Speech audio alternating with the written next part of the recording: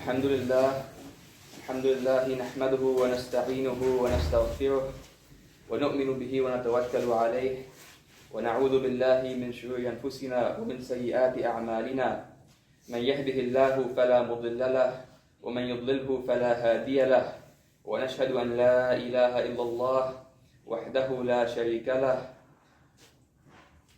ونشهد أن محمدا عبده ورسوله أرسله بشيرا ونذيرا بين يدي الساعة من يطع الله ورسوله فقد رشد واهتدى ومن يعصهما فإنه قد غوى وإنه لا يضر إلا نفسه ولا يضر الله شيئا إن خير الحديث كتاب الله وخير الهدي هدي محمد صلى الله عليه وسلم وإن خير الأمور عوازمها وشر الأمور محدثاتها وكل محدثة بدعة وكل بدعة ضلالة وكل ضلالة في النار. أما بعد فأعوذ بالله من الشيطان الرجيم. بسم الله الرحمن الرحيم.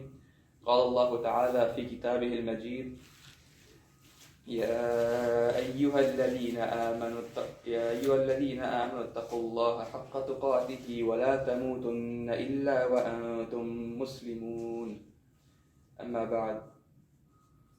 In Surah Ibrahim, Allah subhanahu wa ta'ala, He tells us, وآتاكم من كل ما سألتموه وإن تعدوا نعمة الله لا تحصون إن الإنسان لظلوم كفار.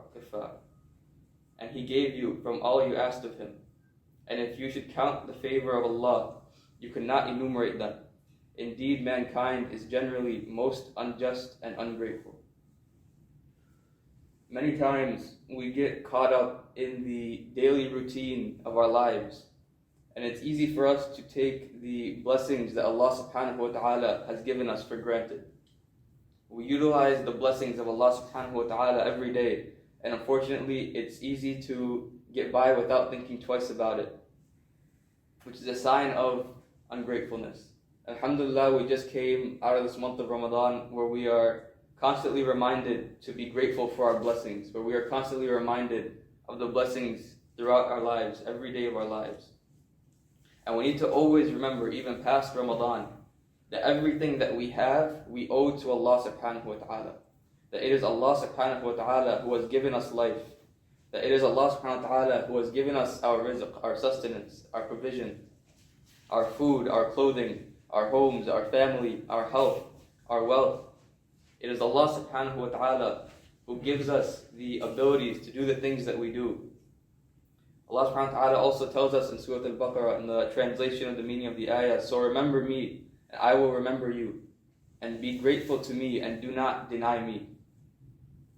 So being ungrateful to Allah subhanahu wa ta'ala means denying His blessings, not appreciating them, misusing them, which ultimately can lead us to sin. And so Allah subhanahu wa ta'ala reminds us about this in the Quran. And Rasulullah sallallahu alayhi wa sallam, he addresses these topics in a hadith as well. For example, when he mentions الطاعم الشاكر بمنزلة الصائم الصابر. The one who eats and is grateful is like the status of the patient fasting person. So we just came out of the month of Ramadan and we understand what it's like being a fasting person, having to endure patience during that time. And here Rasulullah sallallahu alaihi wasallam is telling us, somebody who eats and is grateful for it is like the patient fasting person. It shows you the importance of being grateful for what we have. That this even eating is being likened to fasting in this scenario. So these blessings that I'm talking about, they're not all things that are out of our reach, right? We eat food every day. Yet it's easy to sometimes forget that it's a blessing from Allah subhanahu wa ta'ala. So it doesn't matter if you're wealthy, if you're poor, whatever situation you are in, because we all have these blessings from Allah subhanahu wa ta'ala that we should and we need to be grateful for. Another example of a blessing that every one of us here have been blessed with, alhamdulillah, is Islam. Being a Muslim, having Islam in itself is a blessing for us. With Islam, Allah subhanahu wa ta'ala gave us all the blueprints that we need to be successful in this life and the next. With the Quran and the Sunnah as our guides, Allah subhanahu wa ta'ala has given us the blueprint, He's given us the path, He's shown us what the right path is. So we have to make an effort on our end to not take that for granted. the means of helping us get into Jannah, it's there. Allah subhanahu wa ta'ala has laid it out for us. He's laid out the means of getting to Jannah, that ticket that can guarantee us removal from the hellfire. So we must take advantage of this blessing that we have of Islam. We must realize that Allah subhanahu wa ta'ala is the one who is the most deserving of our praise, and that we will never be able to count all the blessings He has given us. And if we've been ungrateful to Allah subhanahu wa ta'ala for the many blessings that He's given us day in and day out, then it's not time for us to just give up. It's not time for us to think it's already over, I haven't been grateful. Then it's time for us to make tawbah. Then it's time for us to turn back to Allah subhanahu wa ta'ala. Recognize now, before it's too late, we recognize the blessings that Allah subhanahu wa ta'ala has given us. And we work harder to become the grateful servants of Allah subhanahu wa ta'ala that we're supposed to be. In Surah Luqman, Allah subhanahu wa ta'ala, He tells us in the translation of the meaning of the ayah, and we had certainly given Luqman wisdom and said, be grateful to Allah. And whoever is grateful for the benefit of himself. And whoever denies His favor, then indeed Allah is free of need and is praiseworthy. So we need to be grateful to Allah subhanahu wa ta'ala because we are the ones who need Him. That's a very important point for us to recognize. That Allah subhanahu wa ta'ala is not the one who needs us. It was mentioned right there. Indeed, Allah is free of need and is praiseworthy. Allah does not need us at the end of the day. Allah does not need us. We are the ones who need Him. We are the ones who need Allah subhanahu wa ta'ala. We are the ones who need to worship Him. We are the ones who need to be grateful, who show the gratitude for what He has given us. And unfortunately, sometimes turning back to Allah subhanahu wa ta'ala, it can be thought of as something that we only do when we're in need of something. This is not the case. Someone might turn to Allah subhanahu wa ta'ala, not until they lose something, and then they realize what they lost was a blessing. This cannot be our case as Muslims. We always need to take a step back and recognize the blessings Allah subhanahu wa ta'ala has given us, and we turn back to Him regardless of the situation we are in. We turn back to Him for the blessings we have, and for the ones we don't have, we go back to Allah subhanahu wa ta'ala. The Prophet Muhammad sallallahu alayhi wa sallam, he mentions in another hadith that if any one of you look at a person who was made superior to him in property and in good appearance, then he should also look at the one who is inferior to him. So Rasulullah sallallahu alayhi wa sallam is reminding us, do not just look for what you don't have. Look at what you have compared to others at the same time. That is something that helps us recognize the blessings we have, helps us be grateful for what we have in our lives. So when we find ourselves caught up in wanting what others have and not appreciating what we have already been given, we remember those who have less than us. So we remember that no matter how little or how much we may have, or what condition we might find ourselves in, there's always those who have less than us, or those who have it harder than us. And that should help us to refocus our thinking and to refocus our hearts on the blessings of Allah subhanahu wa ta'ala, on the blessings that He has bestowed upon us, on these blessings that we have spent the month of Ramadan recognizing. And as I conclude here, I would like to end this topic beyond what we typically think of as our blessings. We often think of food, we think of water, we think of our homes, our communities, our families. But our blessings extend beyond all of that. Allah subhanahu wa ta'ala has given the ummah much more than that.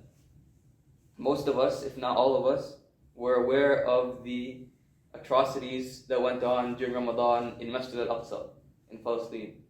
It's something that unfortunately, it feels like an annual occurrence at this point. That every year we see these pictures and videos circulating on social media of what's going on in Masjid al-Aqsa. We must recognize that our responsibility to be grateful, it extends there as well. Allah subhanahu wa ta'ala, He tells us in the Quran, سبحان الذي أسرى بعبده ليلا من المسجد الحرام إلى المسجد الأقصى الذي باركنا حوله لنريه من آياتنا إنه هو السميع البصير. Exalted is He who took His servant, the Prophet Muhammad sallallahu alayhi wa sallam, by night from Masjid al-Haram to Masjid al-Aqsa, whose surroundings we have blessed, to show Him of our signs. Indeed, He is the hearing and the seeing. So Allah subhanahu wa ta'ala is telling us in this ayah, Surah Al-Isra, that Masjid al-Aqsa and its surrounding lands are blessed. This is a blessing as well. Allah subhanahu wa ta'ala is mentioning that He has blessed this land. So when we think of our blessings, we have to extend that past just the daily things we interact with. That our blessings, Allah subhanahu wa ta'ala is telling us here that He has blessed this land. These are part of the blessings that we must be grateful for. Thus, just like we have an obligation to be grateful for our blessings, we have an obligation toward this as well. As Allah subhanahu wa ta'ala is talking about this in the Quran, this is an ayah of the Quran, where Allah subhanahu wa ta'ala is referring to this as a blessing.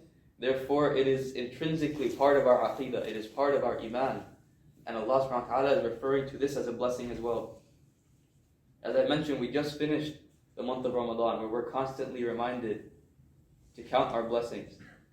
Alhamdulillah, we're reminded for food, for water, for clothing, that we don't take these things for granted. And the reason we're given these reminders is because we know we will be accountable for it on the Day of Judgment. We know on the Day of Judgment we will be accountable for every blessing that we were given. We will be accountable for what we did with it, how we reacted to it, the food, water, clothing, etc. So we must recognize that this ayah of the Quran is telling us that Allah subhanahu wa ta'ala has given us this as a blessing as well. We will be accountable for this on the Day of Judgment as well. What did we do when we saw Masjid al-Aqsa in this situation? And it's not just about Masjid al-Aqsa, it's about the lives of the Muslims across the world. The Muslims who have been brutally oppressed in Palestine and elsewhere. Right? The lives of the Muslims we see nowadays in many parts of the world are treated as if they are worthless. Yet we see the complete opposite from the Sunnah of Rasulullah sallallahu alayhi wa sallam. We see from his Sunnah that the blood of a Muslim is worth more than the Kaaba itself. The blood of a single Muslim is worth more than the Kaaba itself. And we know the Kaaba is more important than Masjid al-Aqsa, of course. So the blood of a Muslim is more important than Masjid al-Aqsa, what we are seeing. So it is important for us to recognize these blessings past just our daily lives. We recognize these blessings in the context of us as a ummah, as Muslims as a whole. So as we go about our day today, as we celebrate Eid, let's also not forget the situations of the Muslims all around the world. Let's not forget that our ummah extends beyond our local community. It extends beyond UIC. It extends beyond the brothers and sisters in this room. It extends beyond Chicago, beyond America. Our ummah is worldwide. We have to remember that this is part of our blessings that we must be grateful for, and that we must be responsible for. Right? This is part of being grateful, is that we show responsibility towards these things that Allah subhanahu wa ta'ala has given us. And we ask Allah subhanahu wa ta'ala to make us among those who are grateful for our blessings and also understand our responsibility towards them. Ameen. أقول قولي هذا واستغفر الله لي ولكم ولسائر المسلمين فاستغفروه إنه هو الغفور الرحيم.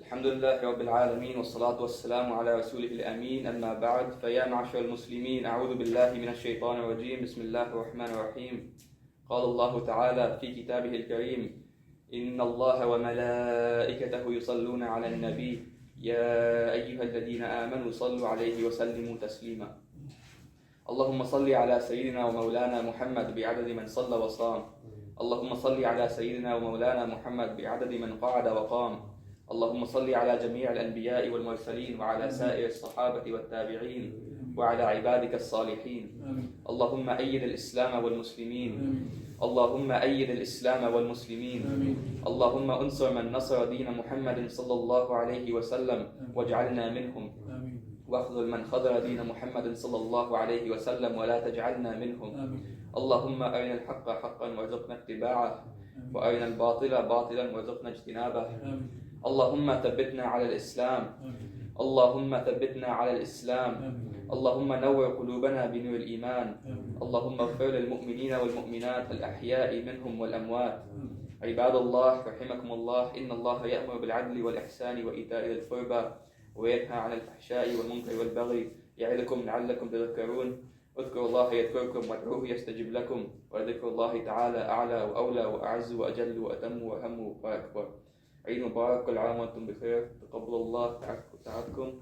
I encourage you all to, greet each other, say Eid Mubarak, shake hands, say salam, Eid Mubarak, jazakumullah khairan. Assalamu alaikum wa rahmatullahi wa barakatuh.